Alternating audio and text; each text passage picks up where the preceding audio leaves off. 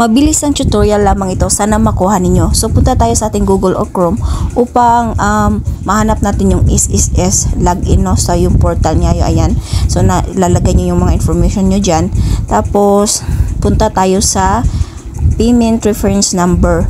So diyan makikita mo yung mga fill upan mo, lagay ka ng voluntary, at sa akin kasi is 1 to 3 months yung pinapalagay sa akin kasi nga September ako manganganak, hindi na yun makakover yung sa 2023 na dapat 6 months, di ba, para makuha natin yung pinakamalaki-laking ano. So itong mga pinapakita ko sa inyo ng mga numbers, ito yung inoffer sa akin, no, sa sa branch na ng SS, kasi pumunta ko doon na maglagay lang ako ng 3 months na yon, so 8 for lahat.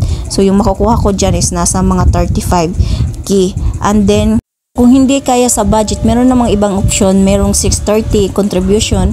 So 1 to 3 months, pwede mo siyang bayaran every month or 3 months na buo. Kikita nyo yung mga amount niya total kung gusto nyo yung pinaka-list na makakaya nyo sa budget nyo. So ayan, so pinili ko yun, 8-4. So pagkatapos mo dyan mapili, ano mo na lang siya, may confirm dyan, and then yung PRA number na nasa itaas, yun yung gagamitin nyo para pupunta kayo sa suggestion sa akin sa branch, no, is ano lang, mas maigi doon sa bayad center, kasi ang bayad center is madaling nag-update doon, yung makikita nila sa SSS kaagad. And but sa GCash kasi matagal daw nagre-reflect yung amount na binayad natin.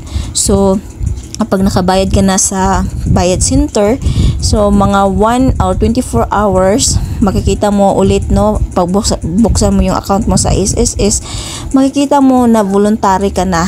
Ayan, so yun lang po yung gagawin natin first para maging voluntary na tayo sa ating SSS, lalo na talagang unemployed na tayo, mga mamshi.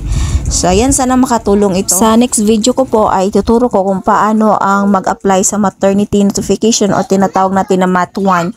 See you on my next video. Thank you for watching.